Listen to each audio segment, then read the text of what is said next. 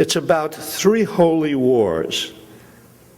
That's my, sort of, in my title, in my head, that's my title of this talk. Although it's not a very formal talk, but three holy wars. What does that mean? I'm not talking about religious wars. I'm talking about the three wars in American history that are sacrosanct. The three wars that you cannot say anything bad about. The Revolutionary War, the Civil War, World War II. Ever hear anybody say anything bad about the Founding Fathers? About the Civil War? About the Good War, World War? No, it's very, very, very hard in our culture to be critical in any way of these wars. Oh, you can be critical of other wars. And there's sort of an acceptance of the fact, oh, this was a bad one. This was a bad one. But no, the Revolutionary War, the Civil War. So I thought, yeah, I thought it was very important to look very critically and carefully at these three idealized wars. I guess the word idealized gives me away. Yeah, three romanticized wars. Important to be willing to at least raise the question. It's not that I'm going to immediately denounce these three wars. Well, maybe.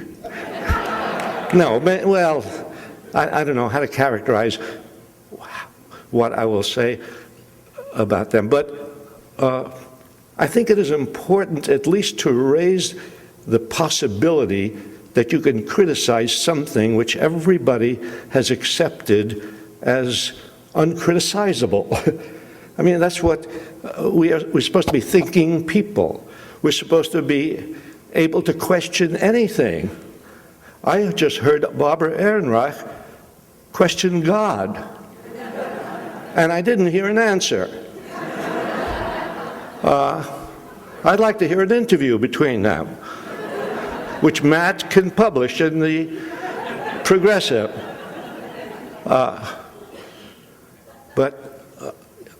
Yeah, just to, if we're thinking human beings, we have to be willing to question everything, including these wars, which nobody wants to say anything bad about.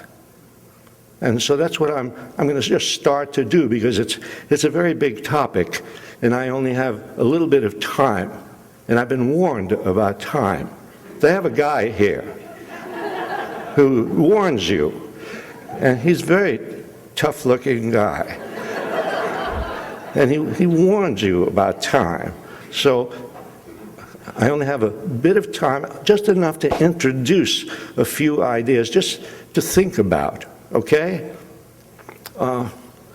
One of those ideas is actually something Matt mentioned Erwin Knoll, and I don't know how many of you knew him or read the Progressive when Erwin Knoll was editor of the Progressive, but yeah, I met Erwin Knoll. And one of the first things that happened when I met Erwin Knoll is that we both found that we both had exactly the same idea about a certain thing. That is, we were both making the distinction between a just cause and a just war. That is, there are things that happen in the world that are bad and that you want to do something about. And so you have a just cause there.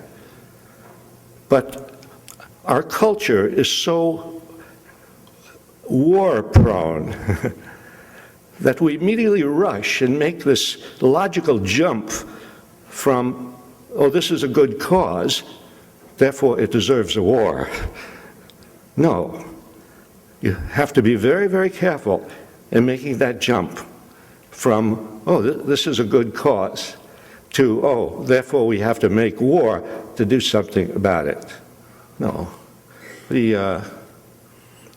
Well, it was actually, you might say it was a good cause to get Spain out of Cuba in 1898. Spain was oppressing Cuba. But did that necessarily mean, therefore, we had to go to war against Spain? You have to examine that war very carefully to see what it produced. You know, you have to see, you have to then understand that we got Spain out of oppressing Cuba and got ourselves in to oppress Cuba. So that's very careful. You might say that stopping North Korea from invading South Korea there's a just cause there. They shouldn't do that. It's not good. It's not right. Does that mean, therefore, we should go to war to stop it? Especially if that war, and you know the Korean War is one of the least known wars. It's sort of a war that's been lost in history. 2 to 3 million Koreans died in that war. A cause, a just cause. North Korea should not invade South Korea. So we go, what's the answer? War. What's the result? 2 to 3 million Koreans dead. And is there any particular change in the alignment of South Korea and North Korea? No, it starts off with a dictatorship in South Korea and a dictatorship in North Korea. And it ends up, after 2 million dead, with a dictatorship in South Korea and a dictatorship in North Korea. I'd be very careful about rushing from one thing to another, from just cause to just war. And Erwin Knoll is the only other person I found who was thinking exactly along the same lines. I'm always looking for somebody who's thinking along the same lines as me. That's what I do. I go around looking for people. Very gratified when I find somebody. The American Revolution, independence from England, a just cause.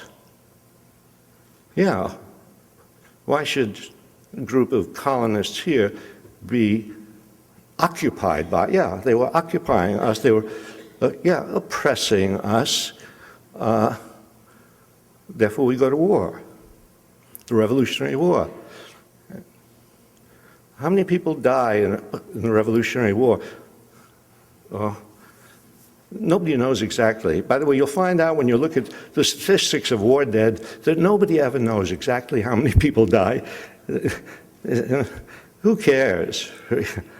But 25,000 to 50,000 people die. Let's take the lower figure. 25,000 die in the Revolutionary War in a population of 3 million. That would be equivalent today to 2.5 million people dying in a war to get England off our backs. Well, you might consider that worth it, or you might not. Canada is independent of England. Aren't they? I think so. Not a bad society. They have good health care. They have a lot of things we don't have. They didn't fight a bloody Revolutionary War. Why do we assume that you had to fight a bloody Revolutionary War to get rid of England? Do you know that, I always start off saying, do you know, because I figure people don't know this and they'll be gratified that I'm telling them this. That in the year before the first shots were fired, those famous shots, the shot that was heard around the world, Lexington, Concord, April of 1775, the beginning of the Revolutionary War, that the year before that,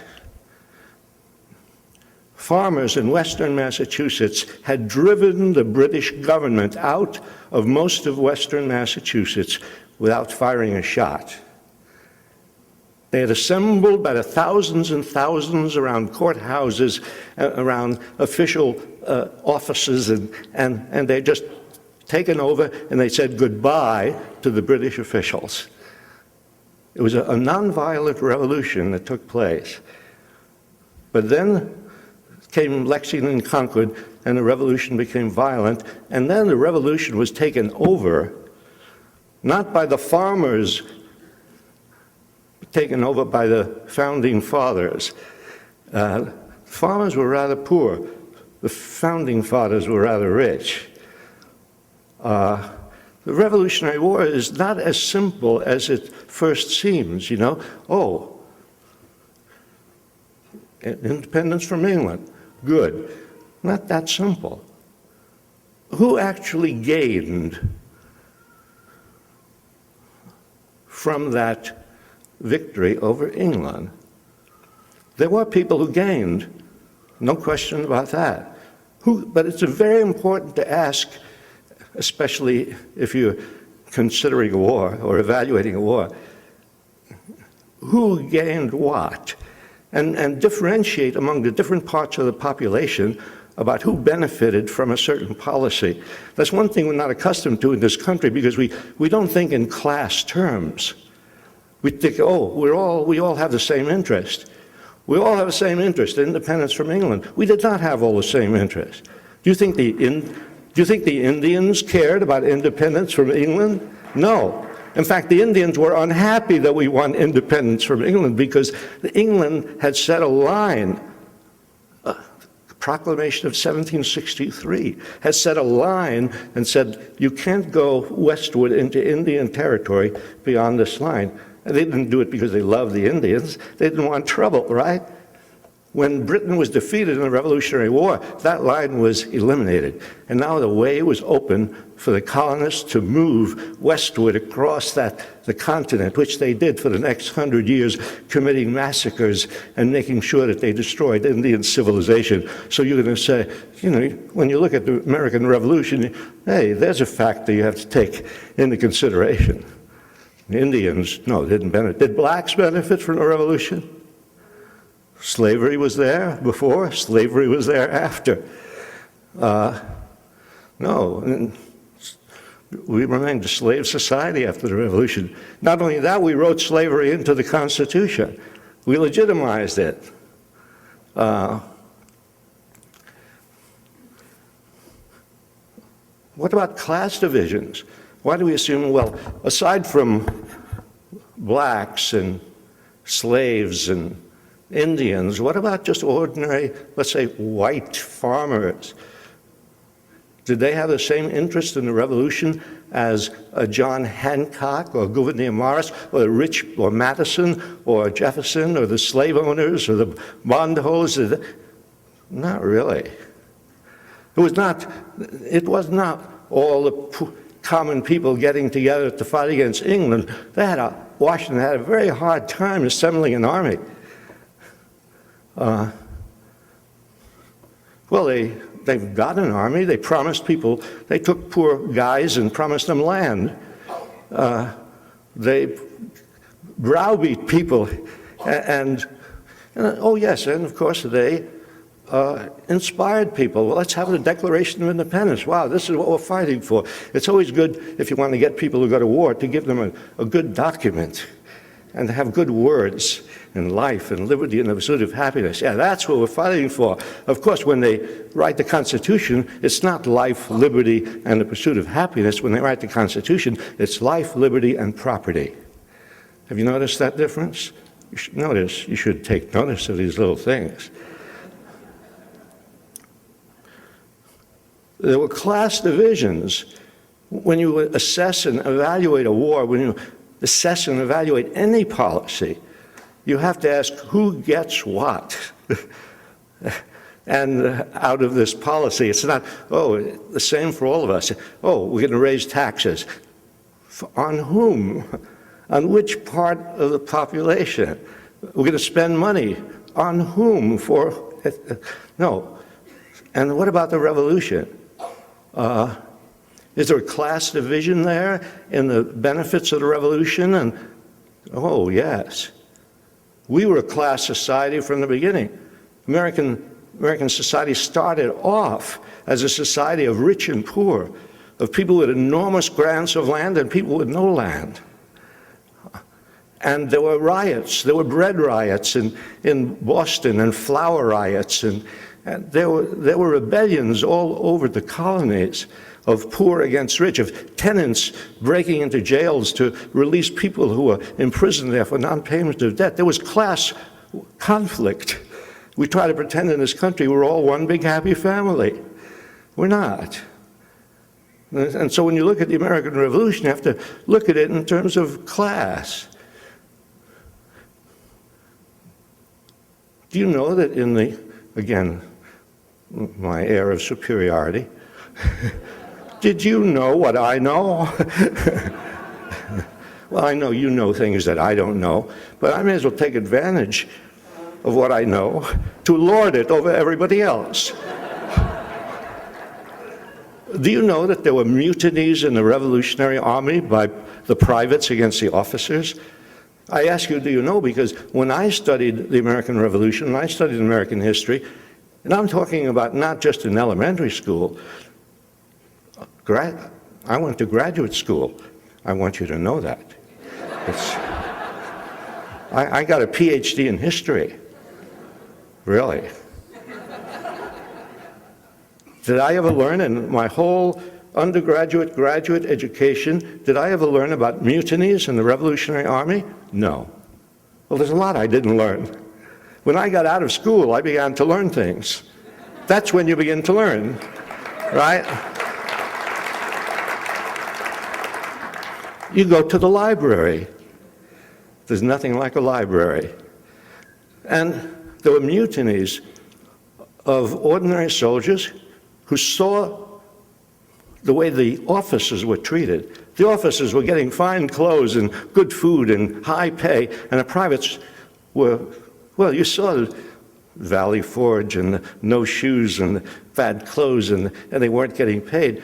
They mutinied, thousands of them, and not just 5 or 10, thousands of soldiers mutinied. So many, the mutiny in the Pennsylvania line, as it was called, George Washington worried about this.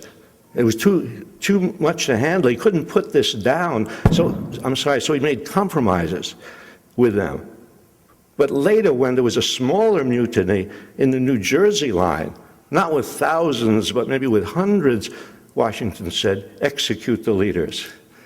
And they took out a number of the mutineers, and they were executed by their fellow mutineers by order of the officers. I tell you this just to indicate that the American Revolution was not a simple affair of all of us against all of them, and not everybody thought that they would benefit from the revolution. And sure, it was a benefit to be freed from England, but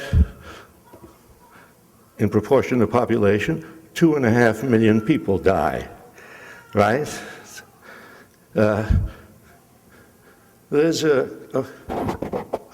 When considering war, the human cost needs to be measured against what you gain from war.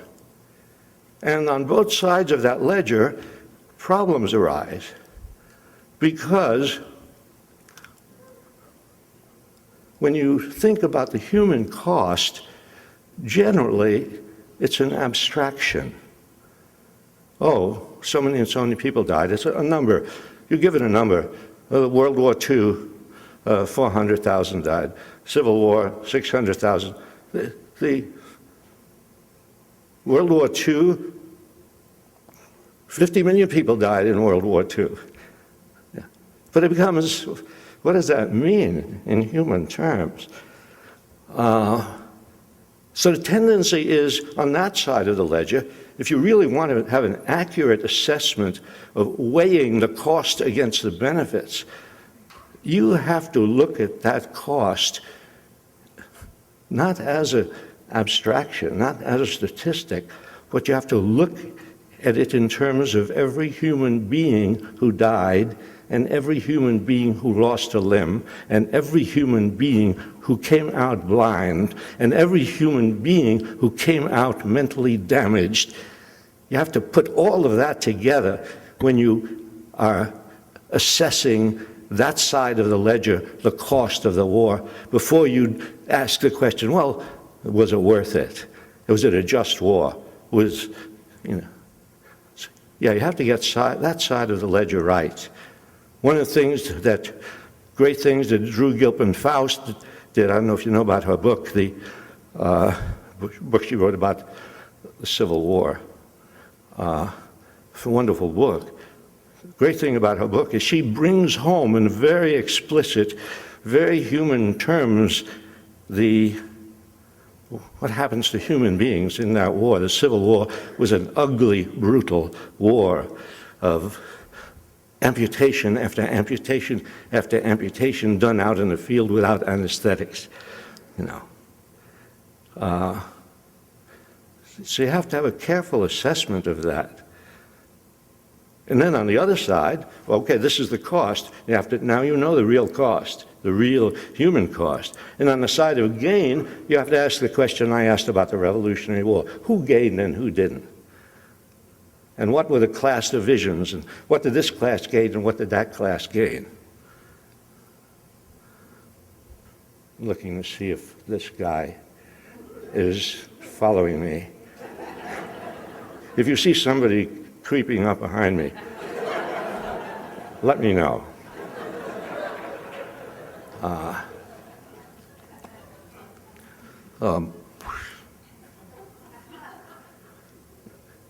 In the Civil War, again, we learn about the Civil War, North versus South, the blue versus the gray, battles, Antietam and Gettysburg. Hey, who in the North, who in the South? What divisions were there? Well, it was a war to free the slaves. But also there was a class element to it in that poor white people were conscripted into a war which didn't have much meaning for them, and where they were being drafted and where the rich could get out of the draft by paying $300. And so there were riots. Probably a lot of you have heard about the draft riots that took place in New York and other cities during the Civil War. Yeah. There was class conflict in the North. There were some people in the North who got rich during the war. There were fortunes made. J.P. Morgan made a fortune during the Civil War. And that's what wars do. They make some people very rich. And the poor go to fight in the war. Okay, I agree. I mustn't ignore the positive side. And I'm going to come back to that about, emancipation, freeing the slaves. That's no small matter. That's a big thing on that side of the ledger. But let's say one more thing about class conflict in the Confederacy. There was class conflict in the Confederacy. Most whites were not slave owners. Maybe 1 out of 6 whites was a slave owner. Whites were not slave owners. Whites were poor jokers fighting in this war for what? And dying at a much higher rate than the soldiers of the North. I mean, the Confederate losses were greater proportionately than the losses in the North. And as the mayhem went on, as the bloodshed magnified, their families back home were starving because the plantation owners were growing cotton instead of food. And so the wives and the daughters and the girlfriends and the sisters, and they began to riot. They rioted in Georgia and Alabama. They rioted in protest against the fact that their sons and husbands were dying at the front while the plantation owners were getting rich. Huge desertions in the Confederate Army. This class thing had to be examined. But let me come back to the great positive thing that happened out of the Civil War. The emancipation of the slaves. Except that it was not totally an emancipation. Yes, in a certain sense it was, in another sense it wasn't. Now that's important, because if you're going to lose 600,000 dead in the Civil War, which is equivalent proportion of population to 5 million dead today, imagine a war in which we wage on our soil, state against state, in which 5 million people die.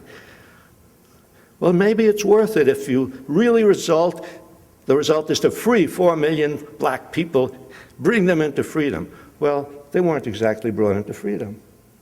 They were brought into semi-slavery. They were betrayed by the politicians and the financiers of the North. They were given promises and promises. But sure, they were no longer technically slaves, but they were left without resources. They were really left at the mercy of the same plantation owners who had owned them as slaves, and now they were serfs. Now they were tenant farmers. Now they couldn't move from one place to another. They were hemmed in by all sorts of restrictions, and many of them were put in jail on false charges. They had vagrancy statutes were passed so that employers could pick up blacks off the street and force them to work, kind of slave labor. I say all this just to indicate that, well, that business of, well, it may have been okay for 600,000 people to die because we ended slavery. Not quite. It's possible that slavery could have been ended another way without 600,000 dead. That's something we don't think of. Just like we don't think of, could we have won independence from England without a bloody war? The thing about bloody wars, the thing about winning something with violence, is that is controlled from the top. It's not a people's war. Neither the Civil War nor the Revolution War, not a people's war. There are people at the top. They're the ones who gain the most, out of this situation. And so you have to ask the question, yes, could slavery have been ended another way? There are other countries in the Western Hemisphere that ended slavery without a bloody civil war. Still have a green light.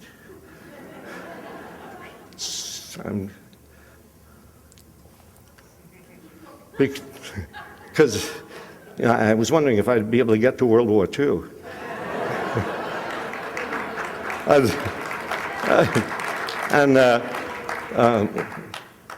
Which I volunteered to be in. Maybe you know that. Maybe you know my whole history. Maybe you know more about me than I do. But yeah, I volunteered for the Air Force in World War II and flew bombing missions over Europe. I did it because it was a good war. It was the right war. It was a just war. It was, well, after I got out of the war, I began to think sometimes, and research and so on, and go back over things and learn about Hiroshima and Nagasaki. Because when the bomb was dropped on Hiroshima, and I had just finished my missions in Europe and was going to go to the Pacific to continue dropping bombs, and a bomb was dropped on Hiroshima and the war ended soon after, wow, that's great. I welcomed it. Did I really know what happened when that bomb was dropped on Hiroshima? Did I know what happened to those people? Did I have any idea what that meant to those hundreds of thousands of people, of men, women, and children? No, I did not. When I began to think about that, and then began to think about the people under my bombs, whom I hadn't thought about, I never saw them. Flying 30,000 feet, you don't see anybody, just drop bombs. Warfare today is a very antiseptic thing. People blithely, they send Predator missiles, without any pilots at all, right? That's easy. We'll just kill people, and we won't even take any chances of having anybody shut down. 3 months before Nagasaki, we sent planes over Tokyo to firebomb Tokyo, and 100,000 people were killed in one night in the bombing of Tokyo. Later when I visited Japan and I talked to people there, and later when I visited Hiroshima and I met with people who were survivors of Hiroshima, and you should have seen them, people without legs and arms and blind and so on. When I began to see what that, meant, that war, the 50 million dead in the war, and what do you say? Well, we defeated fascism. Did we? Did we, really? That's another thing, you know. So you find that a Revolutionary War, well, not everything turned out well after the Revolutionary War. Not everything turned out really that great after, and certainly not to warrant that many people killed. And what about World War II? 50 million people dead, and oh, sure, you got rid of Hitler, you got rid of the Japanese military machine and Mussolini, but did you get rid of fascism in the world? Did you get rid of militarism? Did you get rid of racism? Did you get rid of war? We've had war after war after war. What did those 50 million people die for? We have to rethink this question of war and come to the conclusion. I think the guy who's monitoring this has fallen asleep. And believe me, I am not going to wake him.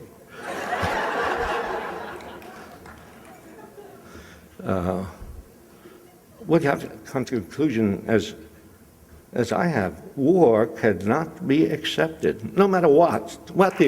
No matter what. War,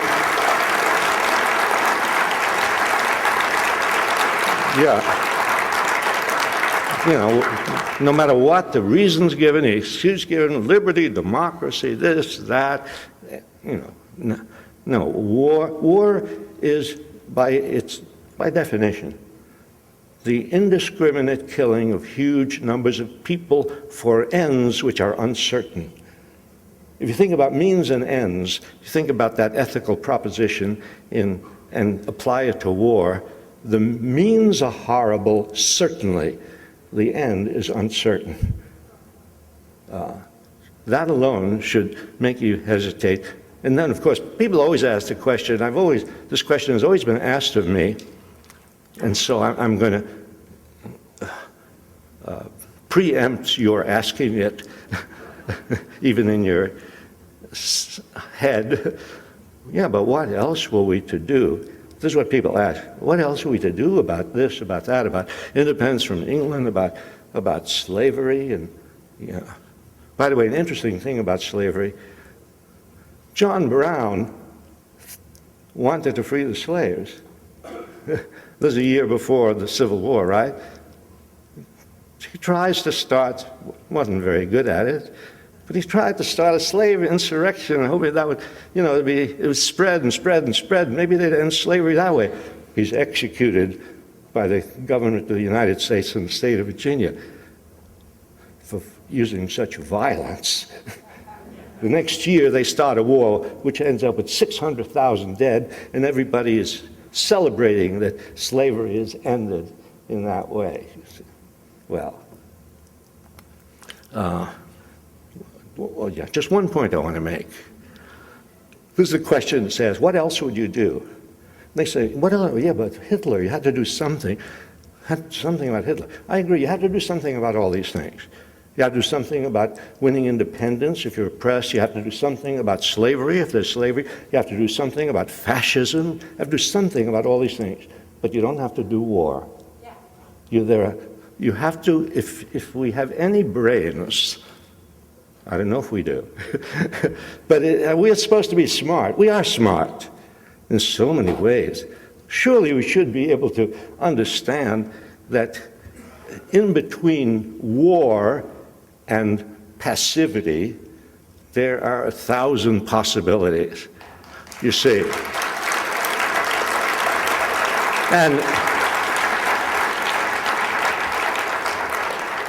But it's curious that once a historical event has taken place a certain way, that is, once history has played itself out in a certain way, you know, Hitler invades Czechoslovakia, Poland, we go to war lasts a number of years, the war is over. Once it has played out in a certain way, fascism is over. Once it's played out that way, it becomes very hard to imagine that you could have achieved that result some other way. You know, it's because when something has happened in history, it takes on a certain air of inevitability. This is the only way it could have happened. No. No. And you see so many instances in history where surprising things take place that you wouldn't have imagined. I mean, if the African National Congress had decided on a bloody war of rebellion against the apartheid system, well, that might be justified. End apartheid? Yes. There would be a war. They'd end apartheid. Maybe 1 million people would be killed, mostly black people. And if it happened that way, then you would say, well, I guess it was the only way it could have been done. Apartheid ended. Because the African National Congress decided, no, we don't want that. We're going to do it another way. We're not going to be passive. We're going to fight back in various ways. We're going to have strikes. We're going to have all sorts of things. We're going to have economic pressure. We're going to do all sorts of things to bring down this regime little by little, to erode its power. Yeah, but we're not going to have a bloody war in which we are going to be the victims, mostly. Anyway,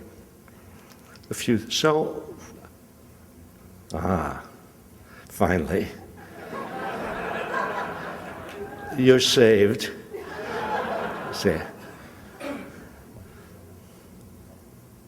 well, you get my point, right? That's all I have to say.